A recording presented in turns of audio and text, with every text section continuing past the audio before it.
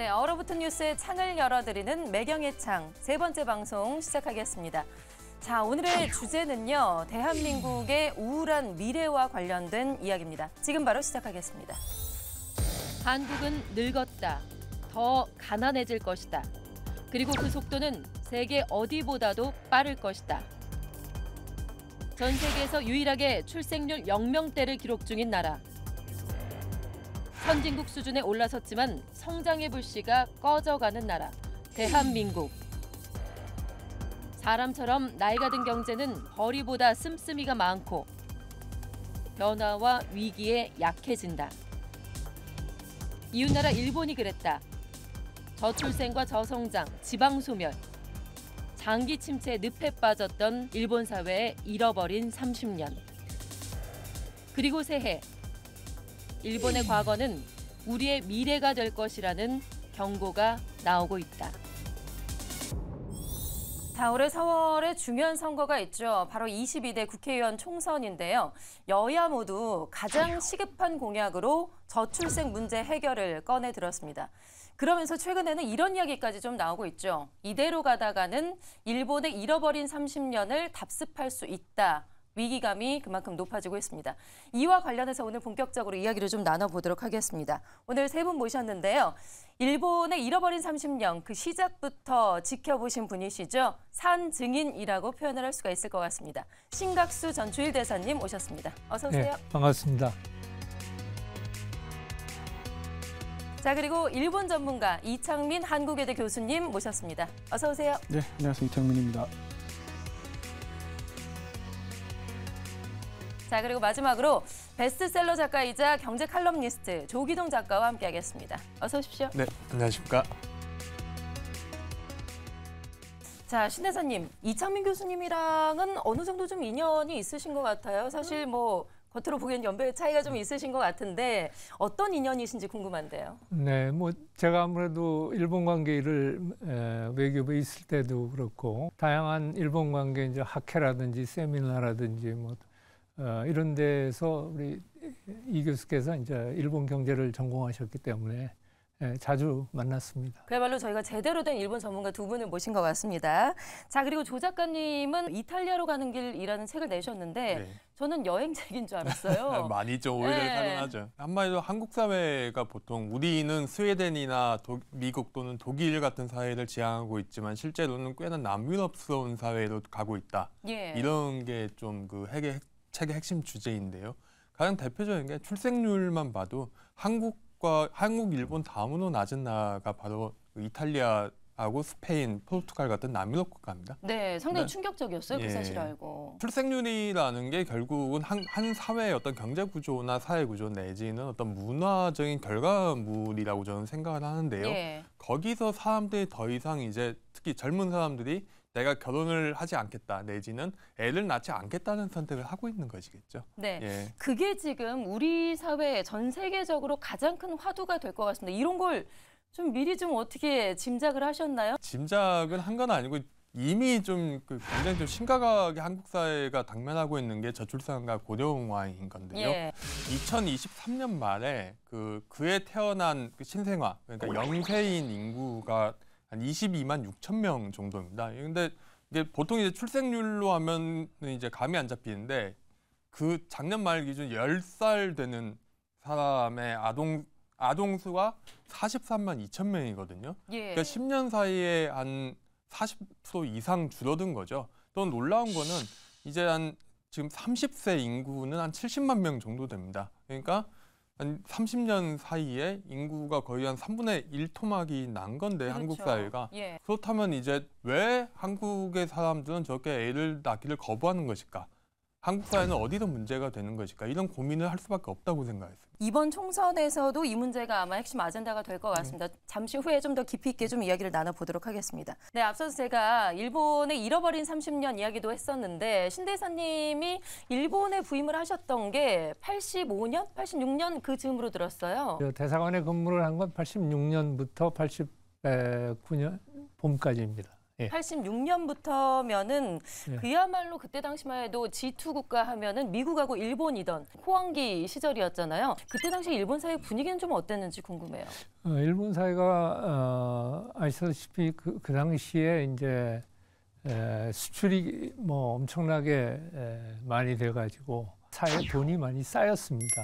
예. 근데 그 쌓인 돈이 어디로 갔냐면 부동산과 주식으로 갔습니다. 뭐 최근에 이제 일본 주식이 많이 올랐는데 그 많이 오른 게 80년대 최고로 올랐던 때랑 비슷해진 겁니다. 그러니까 그만큼 네. 한 3만 대 갔었는데 그때는 뭐 일본 사회가 정말로 굉장히 뭐라 그럴까 우리말로 얘기하면 흥청망청이라고 할까요?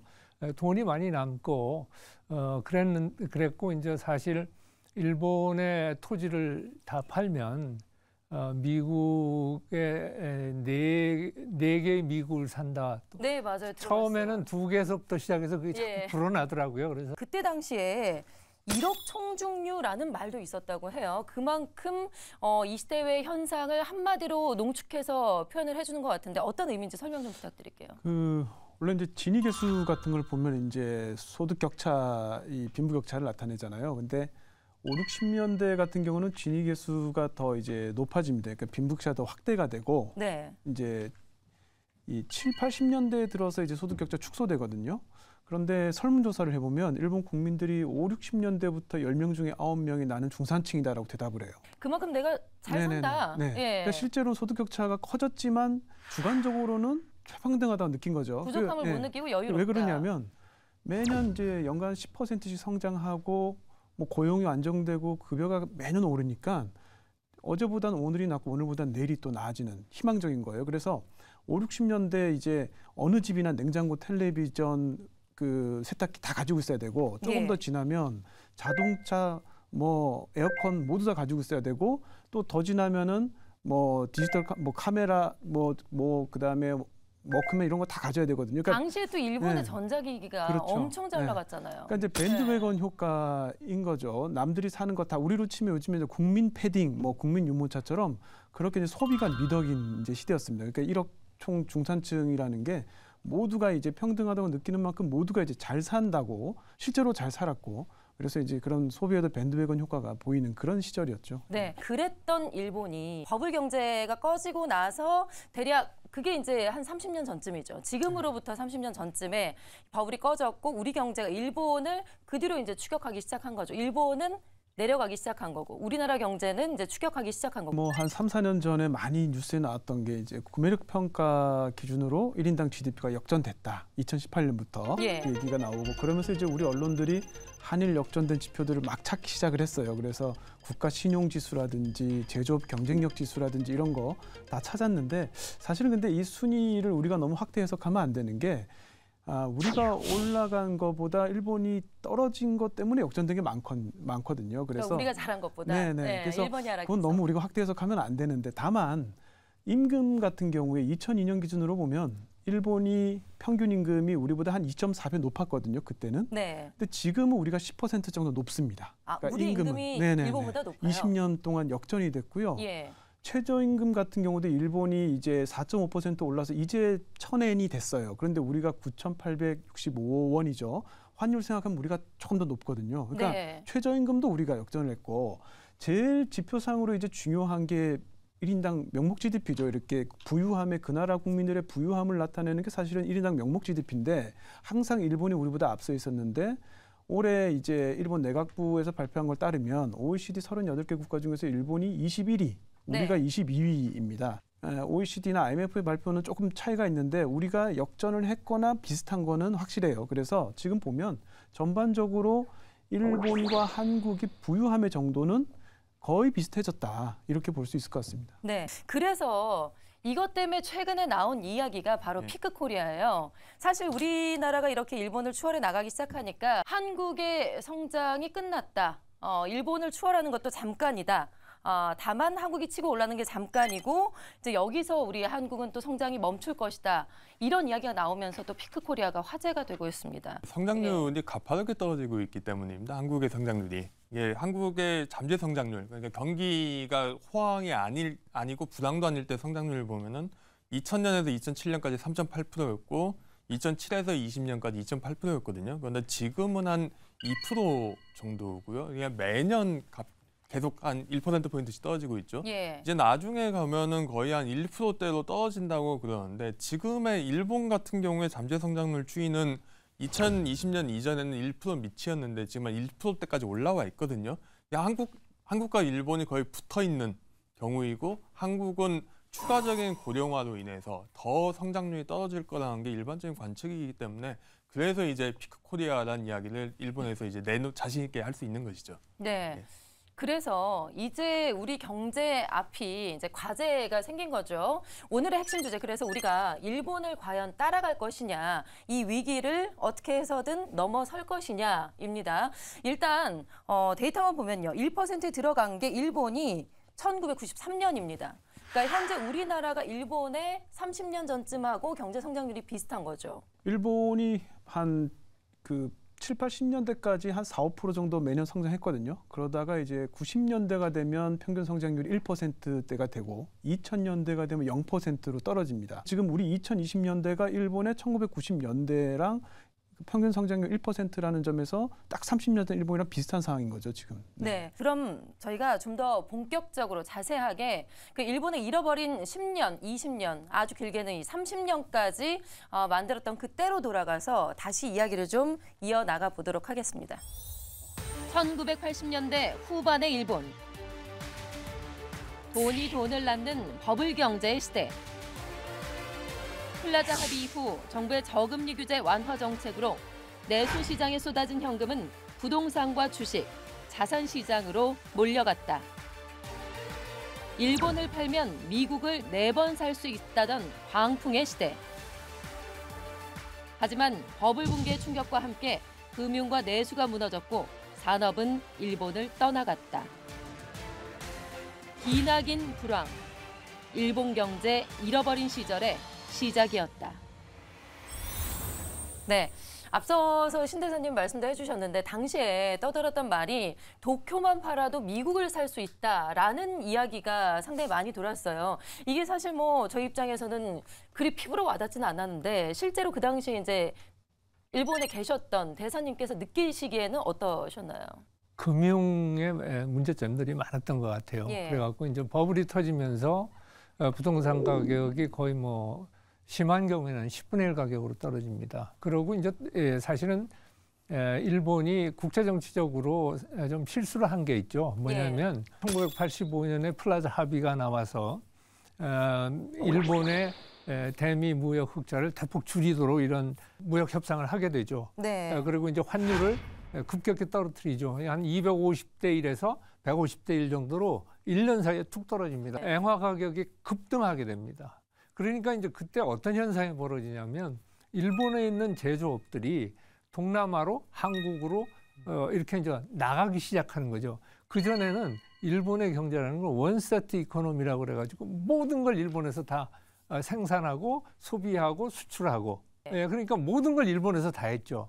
근데 이제 플라자 합의가 되면서 이제 엔고가 되고 그러다 보니까 생산 비용이 올라가죠. 일본 내에서. 그렇죠. 그러니까 전부 이제 임금이 싼 또 생산 요소 비용이 싼 동남아로 가고 한국으로 가고 이제 뭐 서남아로 가고 이렇게 되는 거죠. 그러면서 이제 아시아의 소위 나르는 기러기형의 이 아시아 경제 구조가 탄생하는 게 바로 플라자 합의 때문에 생기는 겁니다. 네. 그러면서 이제 해외 투자를 많이 하고 그럼에도 불구하고 잉여 돈이 많은 거죠. 그러니까 돈이 엄청 흐르니까 그게 갈 곳을 찾지 못하고 주식과 부동산으로 갔고 그것이 시장을 교란한 거죠. 네.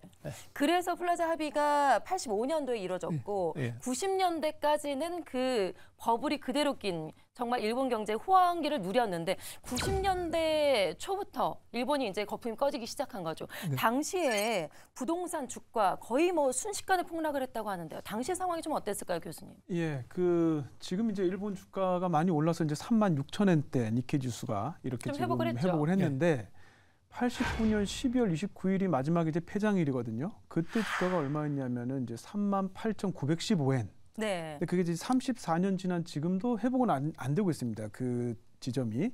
그런데 그 당시 어떤 분위기였냐면 새해가 되면 그러니까 1990년부터는 4만엔은 무조건 가고 4만 5천엔 갈 것이냐 안 갈 것이냐로 애널리스트들이 이렇게 내기를 할 정도로. 근데 1월 달이 딱 돼서 막상 뚜껑을 여니까 주가가 이제 폭락하기 시작하거든요. 그래서 2월 달 되면은 5천엔이 떨어집니다. 그래서 3만 3천엔대가 돼요. 그렇게 되면서 이제 사람들이 이게 심상치 않다. 그러면서 점점 이제 시장이 패닉 상태로 가고 9월 30일 그러니까 새해 들어서 9개월 딱 지났을 때 2만 222엔까지 떨어집니다. 48%가 떨어진 거예요. 네. 최고점에서 절반 반토막이 난 거죠. 그렇게 하고 나서 그 이후에도 회복이 안 되고 쭉 가다가 2002년에 최저점을 찍었는데 이때가 이제 8,579엔까지 떨어져요. 4분의 1 토막이 났습니다. 네. 최고점에서. 그러니까 이 주가가 언제 때의 주가냐면 82년도 주가거든요. 그러니까 82년부터 2002년까지 20년 동안 제자리 걸음한 거예요. 그래서 이제 주가는 이제 그 이후에 이제 8,000엔대에서 횡보하다 이제 나중에 오르는데 지가, 그러니까 부동산 가격은 이거보다는 조금 늦게 떨어지거든요. 부동산 가격은 90년, 91년부터 이제 떨어지기 시작해서 보통 이제 부동산 가격이 80년부터 90년까지 10년 동안 10배 올랐거든요. 그 10배 오른 게 4년 지나서는 절반으로 떨어지고 97년 되면은 이제 버블 이전 수준으로 다 떨어지거든요. 그래서 이제 주가와 지가를 비교하면 주가는 반토막 나는데 9개월 걸렸고 땅값은 반토막 나는데 4년 걸린 셈이죠. 아니 그러니까 그렇게 잘 나가던 일본이 갑자기 그렇게 주가가 떨어지고 땅값이 떨어지고 하는 당시 이유는 뭐였어요? 여러 가지 해석이 가능하겠습니다만 저는 인구 구조의 변화도 상당히 영향을 미쳤던 것이 아닌가. 일본이 생산 가능 인구가 떨어지기 시작한 게 1992년입니다. 그래서 2005년부터 이제 인구가 줄기 시작하는데 인구 구조가 굉장히 이 버블이 터지는 데 많이 기여를 했고요. 그리고 기본적으로 일본 정부나 이 금융계나 버블 거기에서 살 때는 이게 버블이라는 걸 못 느낀 것 같아요. 네. 예, 그리고 예를 들면 우리도 1997년 말에서 98년 이제 아시아 금융위기에 의해서 이제 IMF 사태가 나지 않습니까? 근데 그때도 보면은 우리 모든 경제행위 주체들은 우리 경제는 펀더멘탈이 튼튼해서 아무 문제가 없다. 네. 했는데 이제 이게 뭐 태국서부터 시작하고 인도네시아에서 올라와갖고 그냥 우리까지 해서 다 터져버리지 않습니까? 그것처럼 일본 내에서도 일본은 기본적으로 제조업 중심의 경제, 즉 산업자본주의 체제였기 때문에 그 산업자본주의에서 벌어들인 돈을 그 관리할 수 있는 금융체제가 발전하지 않았던 것도 굉장히 영향을 미친 게 아닌가 그런 생각이 듭니다. 금융체제가 아주 결정적이었다고 저는 생각을 하는데요. 일본이 원래 이제 산업화를 이끄는 과정에서 금융이 어떤 역할을 했냐면 금융 통제를 했었어요. 그러니까 이자율 같은 것도 인위적으로 낮게 유지하고 그다음에 금융 쇄국을 했습니다. 그러니까 일본 국내 금융시장하고 국제 금융시장을 단절시키고 외환을 정부가 관리하고 특정 기관 산업이나 수출 산업에 몰아주기를 해서 성장을 한 거거든요. 근데 이제 그렇게 하다가 1980년대부터 이제 자율화, 이제 국제화, 엔의 국제화를 한 거죠. 국제화를 했는데 그런 미국과의 정치적인 외압 이런 것도 작용을 해서 이제 플라자 합의가 있고 플라자 합의가 있을 때 이제 일본 정부가 뭘 생각했냐면 이제 엔고 불황이 올 것이다. 그래서 이제 금리를 86년 1월부터 87년 2월 1년 1개월 사이에 5%에서 2.5%로 떨어뜨린 거거든요. 네네. 근데 생각보다 엔고 불황이 심각하지 않았어요. 그러니까 이미 기업들은 1973년 변동 환율제로 바뀌고 나서부터 엔고에 대한 대처가 어느 정도 돼 있었고 거기다 이제 결정적이었던 게 뭐냐면 물가가 굉장히 안정적이었거든요. 그러니까 엔고니까 수입 물가가 안정적인데 때마침 유가도 기름값도 굉장히 싸서 물가가 안정적인 데다가 사람들이 소비와 투자가 활성화되니까 이거 금리를 올려야 될 것 같은데라고 정부 당국자가 생각을 해도 정치권에서는 그걸 굉장히 불편하게 생각하는 거죠. 이렇게 경기가 좋은데 왜 올리려고 하냐. 예. 당시 버블기를 살고 있던 사람은 그게 버블이라고 생각하지 않았습니다. 경기가 좋고 굉장히 장밋빛이고 이렇게 생각을 하다가 이제 89년에 금리를 올리면서 이제 대출도 총량 규제로 하면서 그러면서 이제 갑작스럽게 그러니까 정부 정책 실수가 사실 트리거가 된 거죠. 그러면서 버블이 이제 터졌다 이렇게 이제 봐야 되는 거죠. 네. 정치 체제의 문제점도 있습니다. 뭐냐면 잘 아시다시피 일본은 자민당 우월정당 체제였거든요. 그러니까 1955년에 자민당이 이제 자유당과 민주당이 합당하면서 일본의 정치를 쭉 지배를 해온 겁니다. 근데 그 지배하는 구조 자체가 어떻게 되어 있냐면 정치, 그리고 이제 관료, 그리고 경제계. 이게 철의 트라이앵글이라고 그래가지고 철의 삼각관계죠. 비판자 역할을 하는 존재가 있어야지 되는데 이게 서로 합심해서 한 방향으로만 가다 보니까 다 잘 가고 있는 걸로 인식을 하기 쉬운 거죠. 예, 예. 그렇지 않다고 누군가가 그걸 제동을 걸어주고 이 정도로 이게 유동성이 넘쳐 흘러가지고 이게 왜곡이 되기 시작하면 큰일 납니다라고 해줄 사람이 없었던 거죠. 이건 결국은 정치 구조가 그런 일종의 성공의 저주입니다. 이것도. 워낙 잘 돼갖고 80년대 막 일본 경제가 미국을 능가할 만큼 막 제조업도 성장하고 막 하니까 그거에만 봤지 그거의 그늘을 못 본 거죠. 예. 금융 정책의 실패, 정치의 실종 이렇게 또 정리를 해볼 수가 있을 것 같은데 또 다른 원인은 어떻게 찾을 수가 있을까요? 예, 기본적으로 많은 나라들이 어떤 자산 거품이 꺼지면서 부담을 겪긴 합니다. 하지만은 일본의 경우 이게 그 규모가 크고 훨씬 더 거대했던 거는 일단 자산의 버블 정도가 심했던 게 첫 번째고요.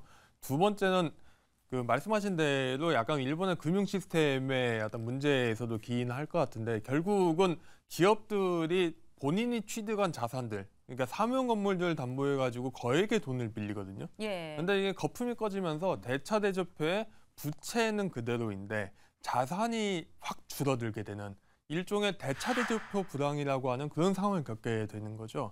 그러면서 기업들은 결국 빚을 갚아야 되니까 계속 투자를 미루게 되고 투자가 미뤄지니까 고용이나 소비나 이런 게 되지 않으면서 장기 불황의 악순환이 펼쳐집니다. 이게 첫 번째고요.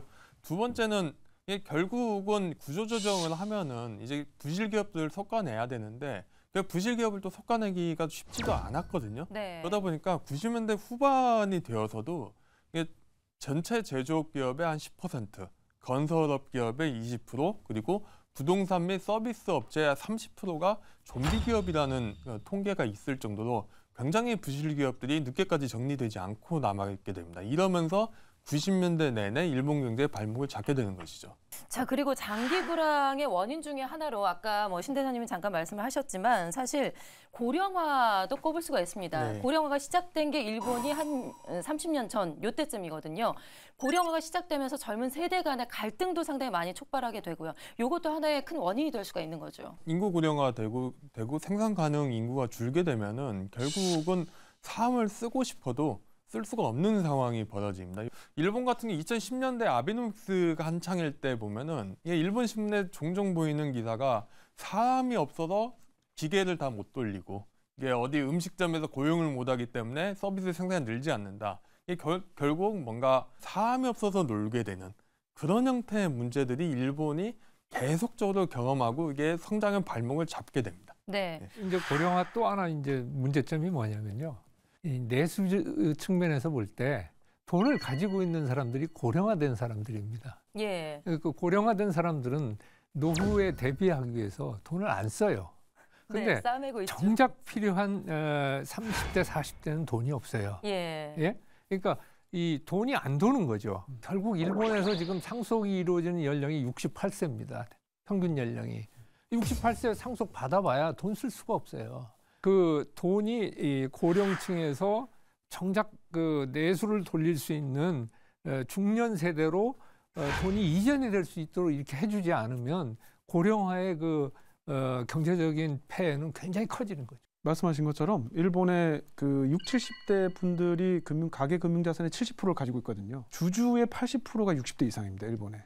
근데 이제 이 일본의 그 고령층들이 자산을 가지고 있는 건 괜찮은데 문제는 뭐냐면 미국은 주식이나 채권으로 대부분 가지고 있거든요. 근데 일본은 현금이나 예금이에요, 대부분.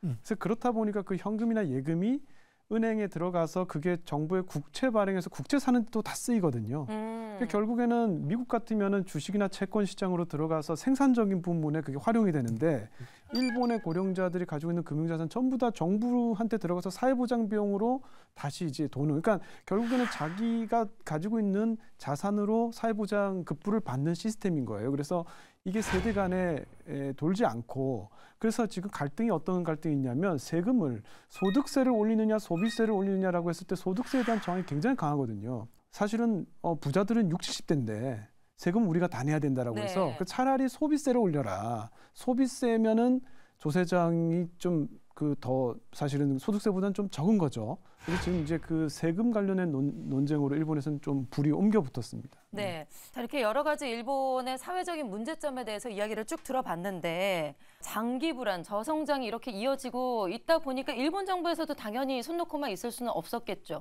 이 저성장, 장기 불안을 극복하기 위해서 여러 가지 노력을 했을 텐데 그럼에도 불구하고 일본이 저성장을 극복하지 못한 이유, 가장 큰 이유가 뭘까요? 네, 가장 큰 이유는 결국은 경제 체질이 개선되지 못했다. 내지는 산업 경쟁력, 생산성 개선이 예전보다 굉장히 많이 뒤떨어졌다는 데 원인이 있을 것입니다. 제조업 분야의 생산성, 여기서는 총요소 생산성이라는 TFP라는 개념인데요. 95년부터 2000년까지 1.96%, 그 다음에 2000년대엔 1.8%, 2010년부터 2018년까지 0.9% 정도씩 성장하는데 점점점 내려가죠. 이 이유는 앞서 제가 언급했던 좀비 기업 문제가 있고요. 그 다음에 제조업의 투자가 90년대, 2000년대 계속 부진을 겪게 됩니다. 결국 이게 부동산 거품이 꺼지는 게 기업 투자의 발목을 잡는 것과 연관이 되고요. 예. 또 이제 신기술 투자도 부족하죠. 일본의 산업 구조를 보시면 떠올려지는 IT 기업이 없잖아요. 네. 첨단 기술 산업 내지는 플랫폼 산업에서 일본 기업의 글로벌화가 예전의 일본 기업들, 중공업, 기계공업, 자동차처럼 일어나지 않고 있고 이 문제는 또 일본 기업들의 무형자산 투자라고 할까요? R&D라든가 디자인이라든가 상표권 같은 그런 부분에 있어서 투자가 부진한 것과도 연관이 됩니다.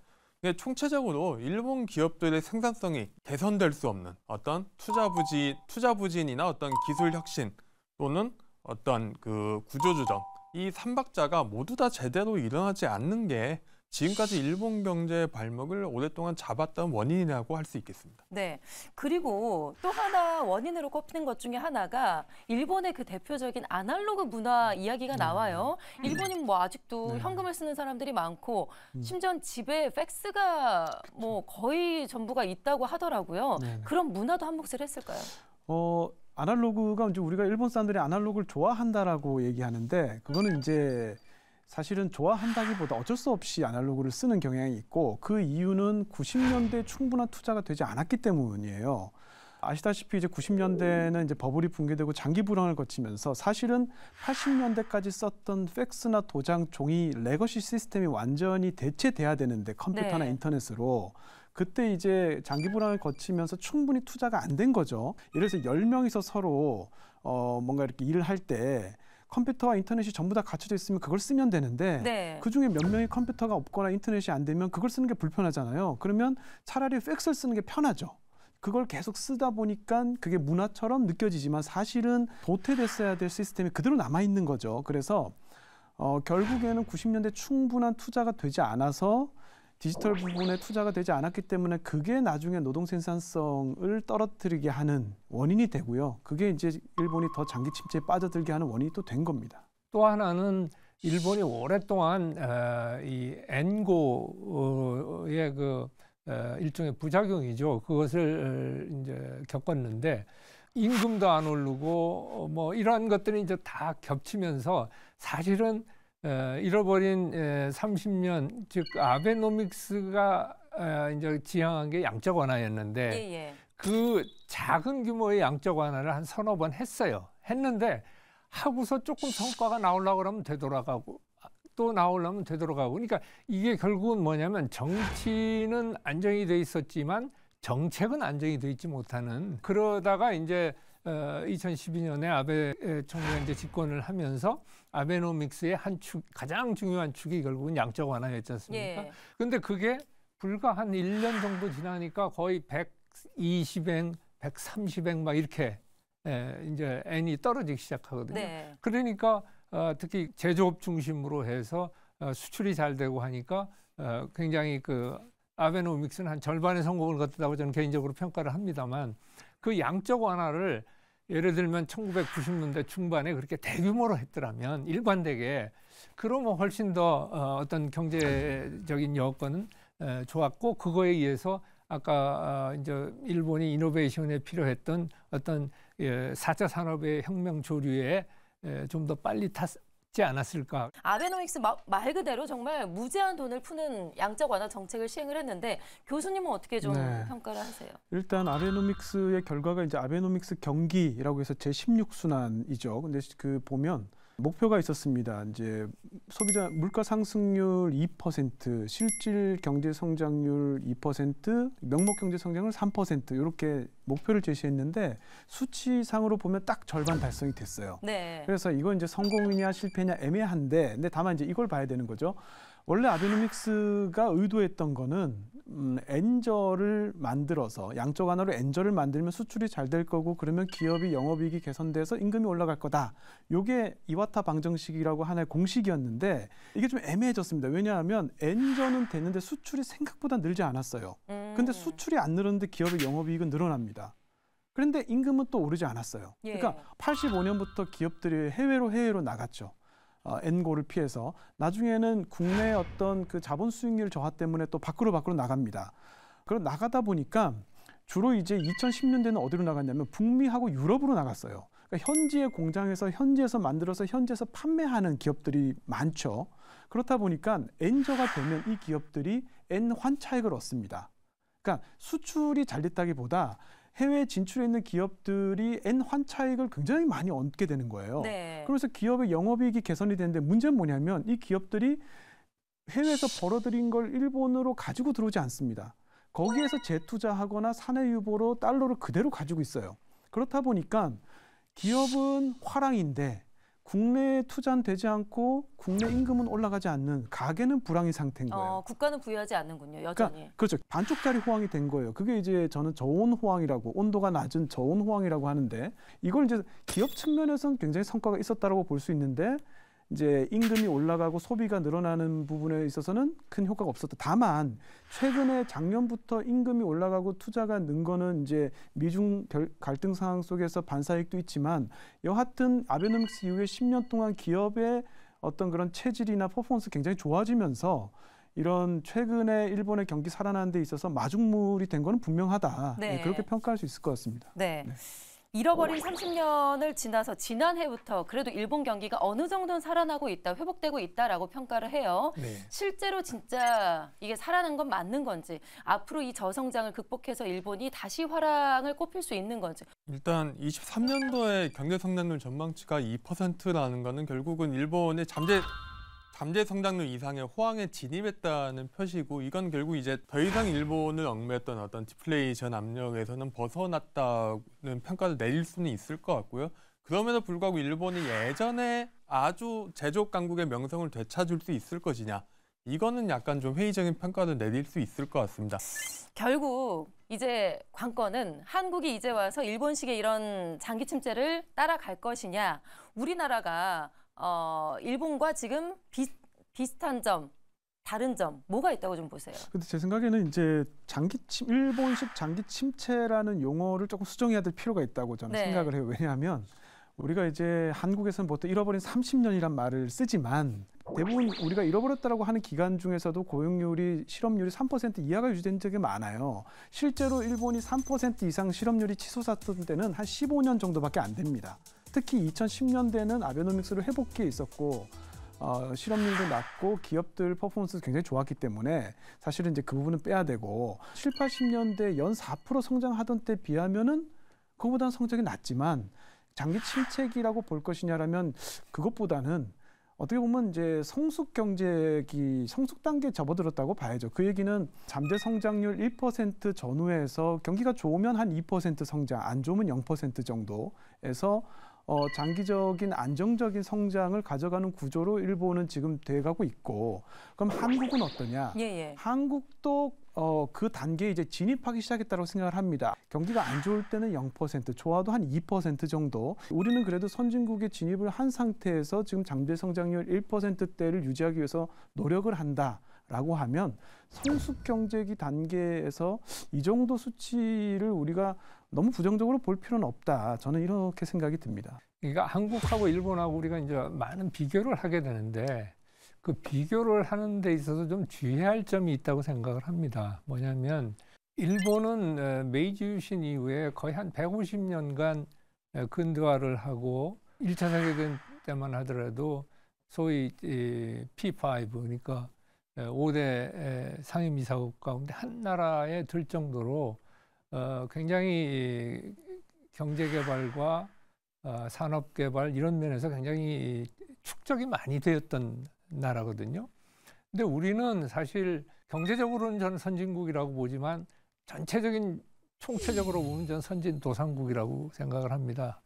우리 쌓인 게 별로 없어요. 왜 그러냐면 아시아 금융위기 때 우리 한 번 당했고 2008년 세계 금융위기 때 또 어려움을 겪었고 또 최근에 이제 팬데믹 3년간 겪었고 해서 쌓인 게 일본과 비교했을 때 굉장히 차이가 많습니다.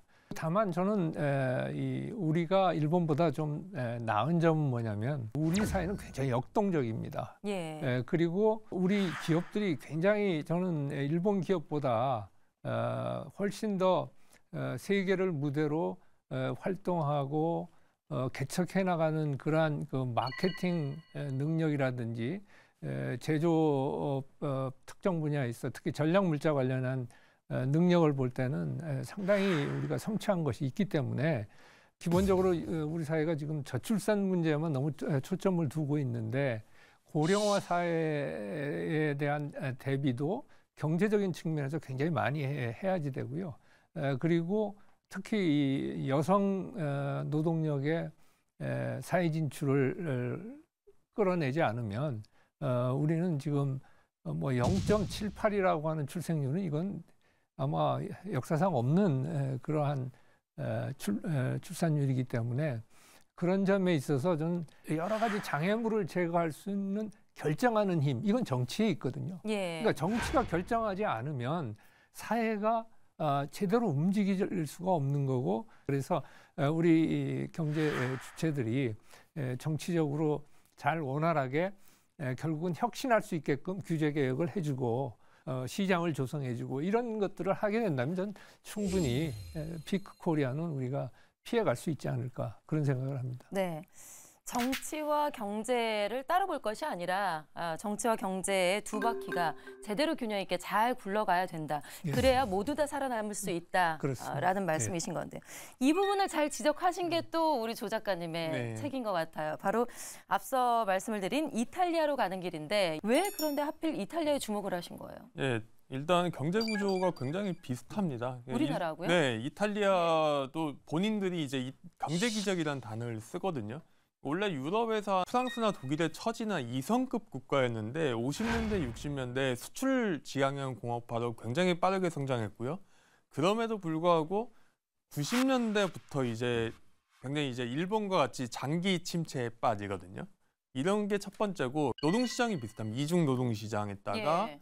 아파트 비율이 거기 아파트는 한국처럼 이제 대단지는 아니고 공동주택에 가깝지만 아파트 비율이 굉장히 높고 자산 중심적인 그런 사회 구조입니다. 그리고 복지 시스템도 일반적인 소유럽과 다르게 어떤 그 공무원이나 대기업 직장인들이 내던 어떤 연금 위주의 그런 시스템이기 때문에 굉장히 좀 사회 시스템이 비슷하고요. 대기업과 중소기업의 격차도 심하고 나아가서 정치의 불안정이 생기고 정치가 의사결정을 내리지 못하게 되고 공공투자는 비효율적이 되고 구조개혁은 제대로 이루어지지 않고 그러면서 한 30년 동안 이탈리아 사회가 정체되는데 이게 한국 사회와 지금까지 걸어왔던 길이 좀 비슷하고 앞으로 저 미래가 굉장히 좀 한국의 입장에서 가능성 없는 미래라고 할 수 있을까? 이제 예. 그래서 이제 좀 이탈리아라는 사회를 한국의 비교 모델로 한번 삼으면 어떨까 해서 제목을 그렇게 했습니다. 네. 그러니까 여러 가지 이제 경제 구조도 우리 한국과 비슷한 상황이고 정치로 인해서 이탈리아 경제가 망가졌다. 한마디로 네. 그 원인을 정치에서 찾을 수가 있다라는 거죠. 예. 그럼 우리도 그 부분을 타산지석 삼아서 우리도 좀 다른 정치 개혁을 좀 이뤄야 된다라는 말씀이신 거죠. 예, 결국은 한국 사회가 당면하고 있는 문제들, 저출산, 연금, 뭔가 연금, 사회보장, 건강보험 문제들이나 고령화 문제들, 그리고 노동시장 문제들 하나같이 다 구조개혁에 관련 문제들인데 결국은 이게 이해관계가 엇갈리는 문제고 정치적인 타협 외에는 이거를 개혁할 수 있는 방법이 없는 것이죠. 앞서서 남유럽 국가들이 우리나라와 비슷한 상황이다라고 말씀을 해주셨잖아요. 특히나 그 중에서도 이제 저출산 문제를 꼽아주셨고요. 예. 그런데 유럽에서 보면 스웨덴이나 프랑스 같은 나라들은 저출산이 이어졌다가 다시 좀 살아났습니다. 인구 절벽에 좀 성공했다라는 평가를 받고 있는데.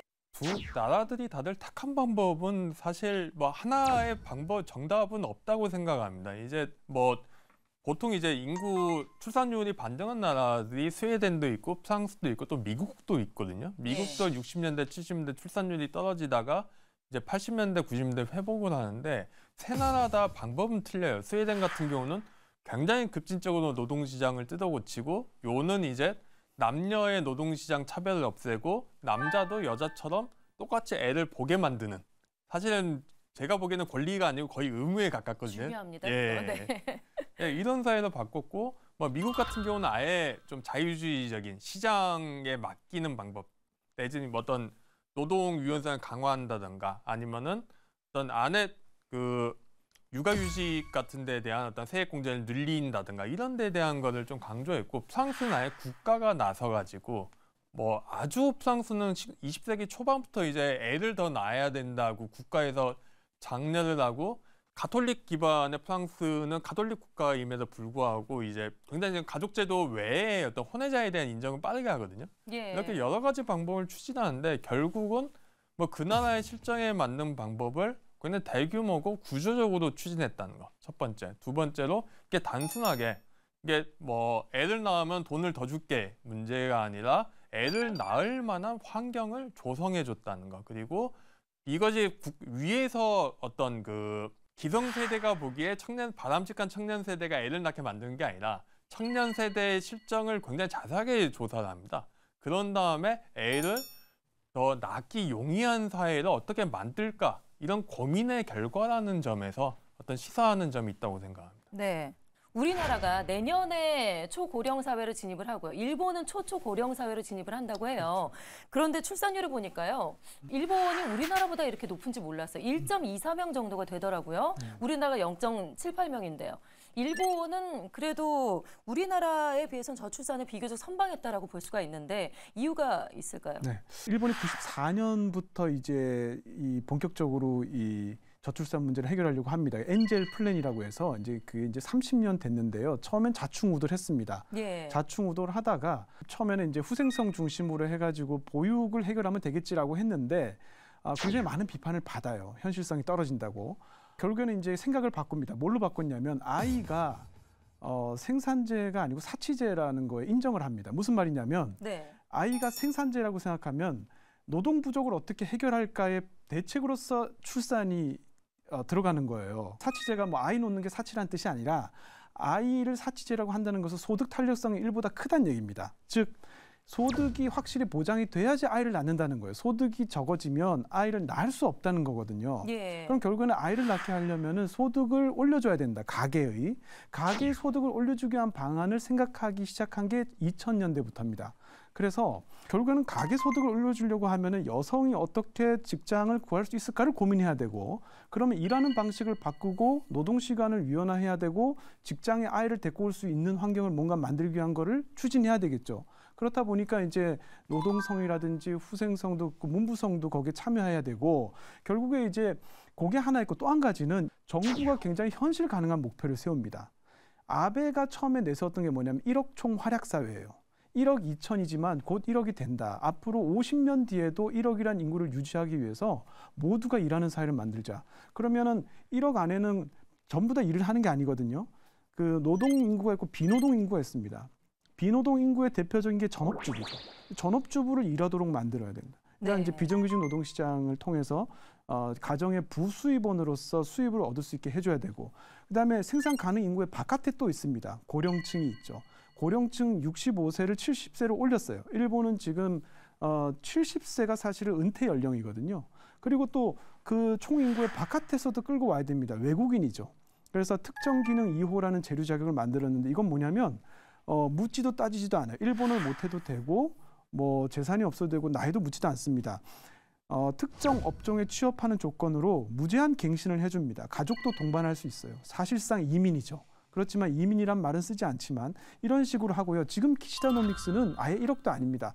지금 인구가 1억 2천인데 키시다 총리의 목표는 8천만 인구를 100년 뒤에도 유지할 수 있도록 하자가 목표예요. 자, 이런 구체적이고 굉장히 현실 가능한 목표를 세워야 되는, 그게 중요한 거 아닌가 이런 생각이 듭니다.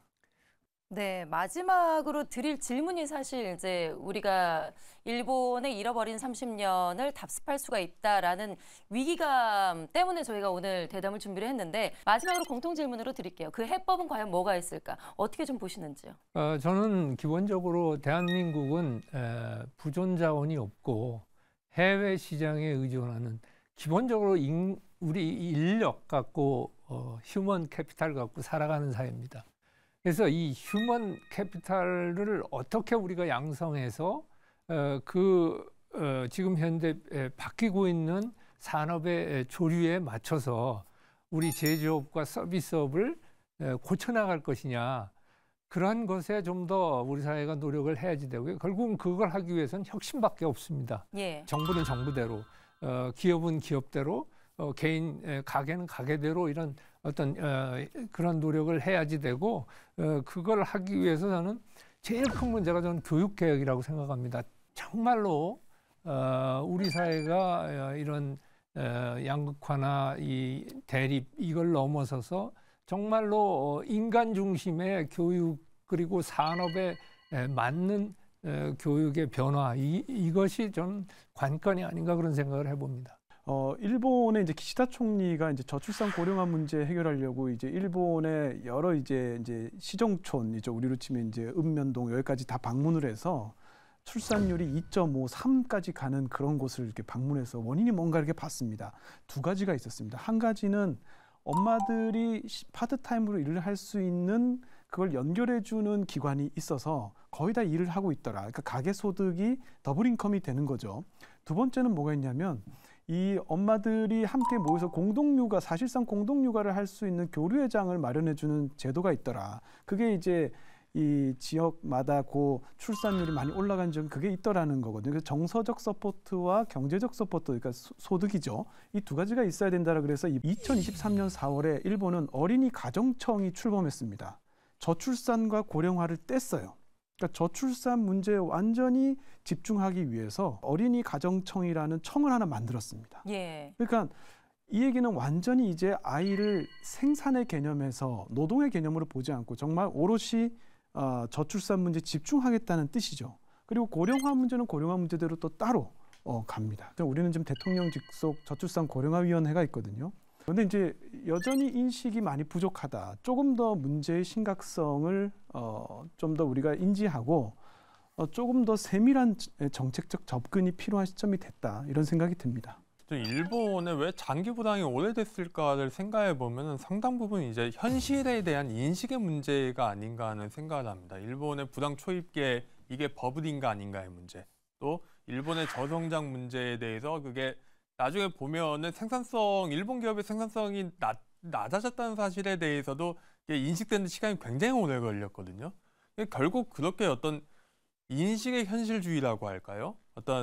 또는 현실이나 팩트에 기반한 팩트에 기반해서 현실을 투명하게 인식하는 게 좀 구조개혁에 나서는 기본이 아닐까, 이런 게 좀 일본의 경험이 보여주고 있다고 생각합니다. 무엇보다도 혁신, 그중에서도 교육개혁, 좀 더 세실한 정책적인 접근이 필요하다. 이렇게 좀 정리를 해볼 수가 있을 것 같습니다. 자, 저희가 준비한 오늘 방송은 여기까지입니다. 함께해 주신 신각수 대사님, 그리고 이창민 교수님, 조기동 작가님 감사드리고요.